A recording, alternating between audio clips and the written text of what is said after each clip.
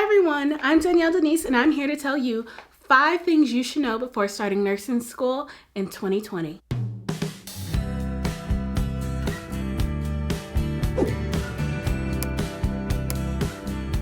Hi everyone, I'm Danielle Denise, and for those of you who may not know me, I'm in an entry-level Master's of Science in Nursing program to become a psychiatric and mental health nurse practitioner. However, I'm in my first portion of my program, which is my pre-licensure portion, to obtain a BSN RN. Today's video comes from a conversation that I had with one of my subscribers, hi Lauren, about starting nursing school, and it dawned on me that this experience may not be the same for new nursing students as it once was before 2020 BC. And BC being before Corona. It's already nerve-wracking as it is, wondering what is nursing school gonna be like, and how everything's online. What is that gonna be like? Nobody's probably gonna know because nobody else has gone through a you know what? I don't wanna get demonetized before I'm even monetized, but y'all know the word that I'm trying to say. BC. Things are different. So what is it gonna be like? Who knows what it's gonna be like? But guess who got to be your guinea pig? Me. Because guess who made the transition mid-semester? Me. So guess who can tell you what it's gonna be like? Me. So let me come back here. Yes, I get to tell you what nursing school might be like. But on a more serious note, who knows how long this will last? So I'm gonna try to give you guys tips that'll last for this current time period and in the future. So let's go ahead and get started. So my next tip goes to my fellow procrastinators, as well as people who are top tier planners.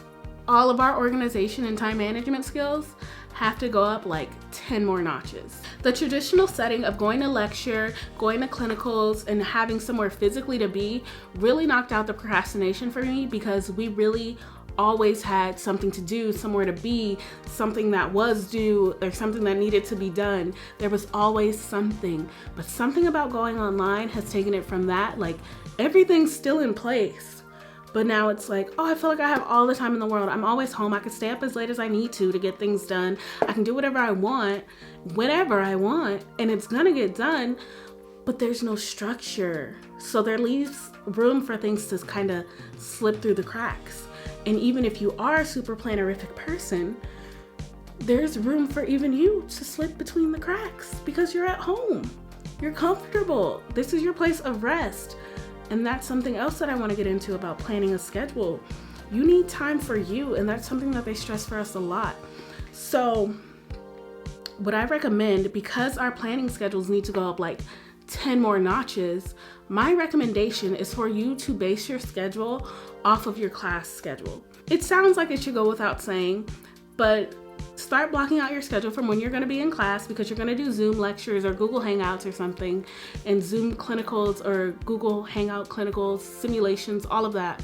Map that out first, and then put in some slots for, breakfast and lunch. Don't forget to feed yourself, and then block out that time to study almost immediately after you've gone through lecture, just to kind of refresh that info, or to really lock in that information that you've learned in lecture, or go over anything that you need to. I want to add that you want to start prepping this schedule like a week ahead, just not like doing the actual studying and stuff, but what I want you to do is kind of like stay up for those hours, like cut out the napping and all of that for the times that you're supposed to be awake and supposed to be eating. Just try to like adjust your body to that time schedule of Monday through Friday of what you're going to be doing, so that it doesn't really come as a shock to your body once you're already supposed to hit the ground running. But keep in mind that you're going to need to schedule time for you. You need you time, like no matter what, whether we were traditional or online. You're gonna need to schedule your you time, because what's gonna happen is that all these days are gonna blend together. Your classes and home space have blended together. Everything just kind of gets lost in one big jumbled day and one big jumbled setting, that you kind of lose track of having time for you, and then that can lead to burnout really quickly. So you want to make sure that you have some you time for self-care and everything else that you might need. But going back to taking time for yourself, I want to get into tip number 2. My second tip is to find something for you to stay motivated. Like I said, it can be really easy to get burned out, and especially now that your home space has blended with your workspace, you just need something to look forward to. Hopefully in the future, things might adjust similar to the way things were, where we can go on trips and do things or go enjoy life similar to the way we used to. So for example, at the end of the semester, I had a trip planned to one of the Caribbean islands, and that was just going to be something for me to look forward to. Now, it doesn't have to be like a trip or anything, but just give yourself something to keep you motivated on those really tough days. Like, I got to make it through this. Let me do it for Fiji. I don't know who can afford a trip to Fiji in nursing school, but girl, if you can, hey, do it for Fiji. Just have something to look forward to really keep you going when it gets hard, because it's gonna get hard. But I don't want you to give up on yourself, and I don't want you to get lost in all of the work that you have to do. So just find something in between, like day-to-day basis, and then something big for yourself at the end of the semester, whether it's going shopping or just something. Find something. So my next recommendation for what you should know before nursing school is that you should take a medical terminology course. If nursing or healthcare is new to you and not a field that you've been a part of, you could benefit from taking a medical terminology course. I had one recommended to me by one of my professors. It is put on through a university.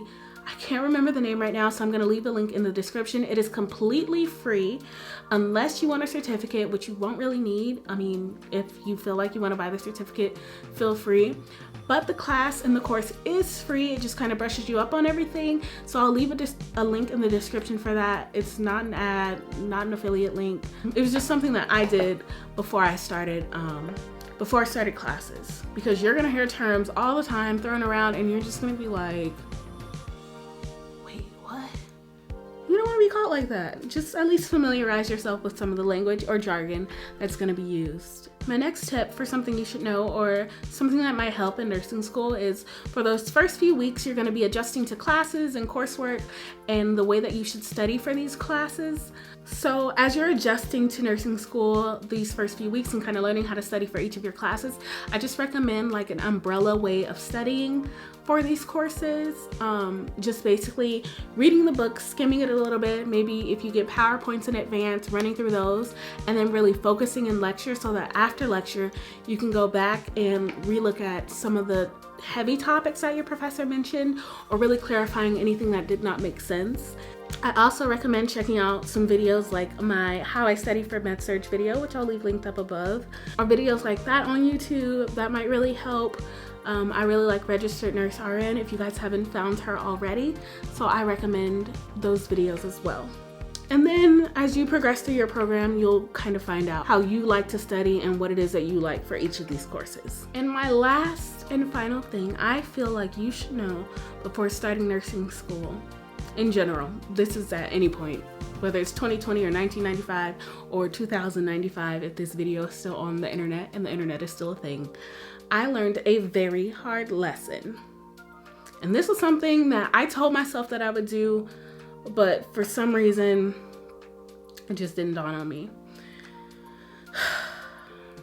If there's anything about any subject that you are asked in clinical or in class that you don't know about, write it down, so that after that time you can either tell your professor, I'm not sure about that, but I'm gonna go look it up and I'll bring back to you what I found. Or even if you're just listening to a conversation between a nurse and a doctor and they're just bringing up all these terms and all these conditions about your patient that you don't know about, be sure to write it down so that you can look it up later. So that way, if anybody asks you about it in the future, you'll know a little something about that topic. The reason why I told myself about this personally is because I think I heard like a med student say they were in residency and attending physician cold called them on something that they knew nothing about, and then they went home and looked it up that night, and so that if they were ever asked again, they would be on it. As traumatizing as that sounds and like embarrassing, that made the information stick with them. And that's basically what happened to me in clinical when I didn't know that liver enzymes and basically labs are the same thing. And I was asked, like, what are the liver enzymes by my professor, and I was just like, liver enzymes.